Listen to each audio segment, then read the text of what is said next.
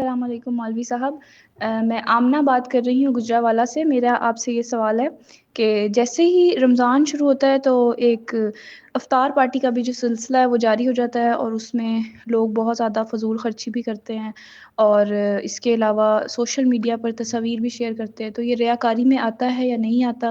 اس کے بارے میں تھوڑی سی ہماری رہنمائی فرما دیں، شکریہ۔ جی بہت اہم بات آپ نے کی کہ ایک تو یہ ہے کہ حدیث میں آتا ہے کہ معمولی ریا جو ہے یہ بھی شرک ہے، اور ایک یہ ہے کہ یہ جو رمضان المبارک کے روزے ہیں، اس روزے سے بھی ہمیں یہی درس لینا چاہیے کہ یہ اللہ اور اس بندے کے درمیان ایک راز ہے۔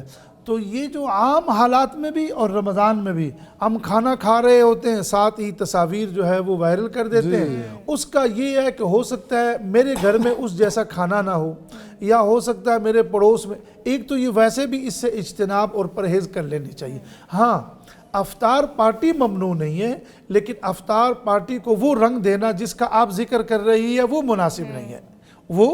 باقی افطار پارٹی کریں، اس میں غریبوں کو شریک کریں، مساجد میں، حرمین شریفین میں، ہر جگہ لوگوں کو کھانا کھلا رہے ہوتے ہیں۔ یہ مہینہ تو ویسے بھی غمخواری کا ہے، شہر المواسات ہے، اور اس میں آقا نے آخر میں ارشاد فرمایا بھی کہ پانی پلانا ہے، لسی کا گھونٹ پلانا ہے۔ لیکن یہ چیزیں کہ جس سے آپ شہرت کی طرف آ جائے، نمود کی طرف آ جائے، یا دکھاوے کی طرف آ جائے، یہ عام حالات میں بھی نہیں ہے اور اس میں بھی نہیں ہے۔ بہت شکریہ۔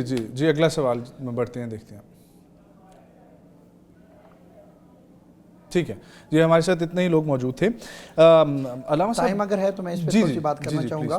یہ جو میں تو چاہتا ہوں، میرے نزدیک یعنی کہ ہم کسی کی نیت کو جج نہیں کر سکتے، وہ جتنا چاہے، یعنی کہ آپ افطار میں جو کچھ بھی ہیں، نیت اس کی یہ ہے کہ میں نے مخلوق خدا کو کھلانا ہے۔ خطبہ شبانیہ میں پیغمبر نے فرمایا یہ وہ مہینہ ہے کہ جس میں یتیم تمہارے دسترخوان سے کھا کے جائیں۔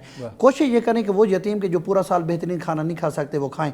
بات ہے نیت کی، اگر وہ افطار کروا کے بہترین پکوان پکا کے اس کو سوشل میڈیا پہ شیئر بھی کرتا ہے، اگر اس کی نیت شہرت ہے تو پھر یہ غیر مناسب ہے، اور اگر اس کی نیت لوگوں کو تشویق دلانا ہے کہ وہ بھی افطار کروائیں تو یہ عبادت ہے۔